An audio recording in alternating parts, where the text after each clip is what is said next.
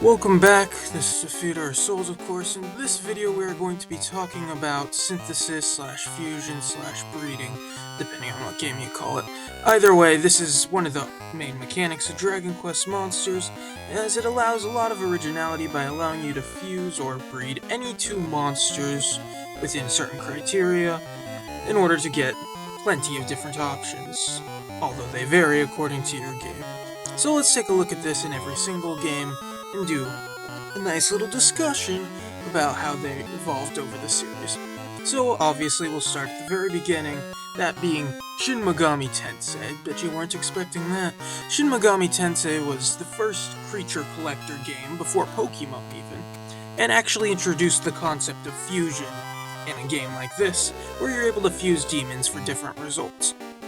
Dragon Quest Monsters copies this much more faithfully than Pokemon.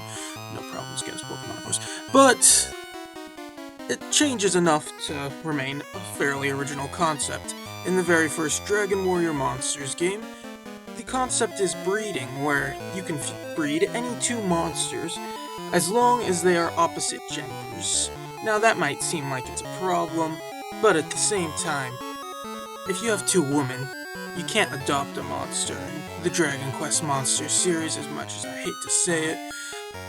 But anyway, after your monster is bred, you get the egg, and after the egg hatches, it'll tell you the gender of your new monster. There are, of course, requirements, generally being that you have to get that monster to level 10 before you're allowed to breed it. It often takes a little bit of time in order to get far enough to breed this as well. Dragon Warrior Monsters 2, Koby and Tara's Adventurer, also have the same breeding concept, where you're going to breed two monsters of different genders together to get a new result. It also helps, however, that they do have ways of changing the gender of an egg before it hatches, as long as you have enough gold, but that's something for later. Caravan Heart. Normally I would skip this game because it's obviously Japan exclusive. However, I've recently had the opportunity to play a copy of this game still in Japanese, which means I may not be able to cover, obviously, a lot of it, but I am able to discuss about the breeding mechanic in this game. They varied incredibly from what they normally do in this series, that being breeding, and instead introduced a heart system, that being every time you defeated a monster in battle, it had a chance to drop its heart, and you could fuse these hearts with your pre-existing monsters to get new monsters. You'd fuse two hearts in one monster to get a new result. This is obviously, in my opinion, isn't as fun as breeding them together and requires a bit more work, but that's something for another video where I can rant about Caravan Heart if any of you are interested about that. Dragon Quest Monsters Joker has a similar idea but changes it. Instead of breeding monsters together, you're synthesizing them through the synthesis system. That way, instead of monsters being male or female, they can remain whatever gender they want, or no gender at all. Instead, it requires them to be either plus or minus, and they must have opposite symbols in order to fuse these two together. Joker 2 follows in the very same steps as Joker 1, with very minor changes, or at least as I've seen. I have not been able to find a Japanese copy or an English copy of Joker 3, so I'm going to assume, and I am obviously capable of being wrong here, but I'm going to assume it's similar to Joker 1 and 2. Now, Dark Prince is an interesting case, because technically, it's still breeding, and it's still fusion, but it's also neither.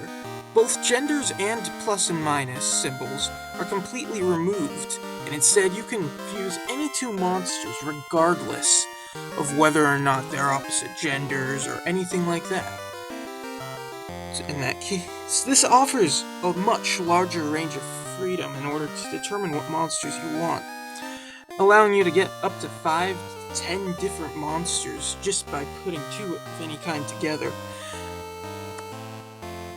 Now you might be wondering, where does this all happen and maybe even how this all happens, although I wouldn't recommend looking it up. Instead, I'm here to tell you that when a mommy and a daddy love each other very much, we continue onward as if that part never happened. So, where does this occur? Well, in the first Dragon Warrior Monsters and Dragon Warrior Monsters 1 and 2, they happen in the Shrine of the Starry Night, where the Master Monster Tamer will be kind enough to breed your monsters together, given you follow the criteria stated earlier. In Dragon Quest Monsters Caravan Heart, you don't actually have to do anything too special, you just go talk to a person inside your little camp. I think, it's still a little complicated. You ever try reading Japanese without knowing it? It's not fun. Anyway, Joker, you can simply go to any outpost and there will be a breeding station where a person over the counter won't even charge you any money in order for you to fuse in that game, any of your monsters together. Joker 2 follows similar sets, but is slightly different. Once again, Joker 3 is Japanese, who cares? In Dark Prince, however, they actually combine this together by having our main man Monty the Monster Tamer, Monster Master Monster Tamer, blah blah blah blah blah. Anyway, he's sitting inside your main base, which is Rose's Tower, and he will be the one that allows you to fuse your monsters together, given that, of course, they meet the criteria of the game. That's about all I have for this video. Next video will be a little interesting, so keep an eye out for that, I suppose. I hope you all have a great day. Don't have to subscribe to my channel if you don't want to. I'm not expecting you to, but you can if you really want to. And anyway, this was Defeater Assault.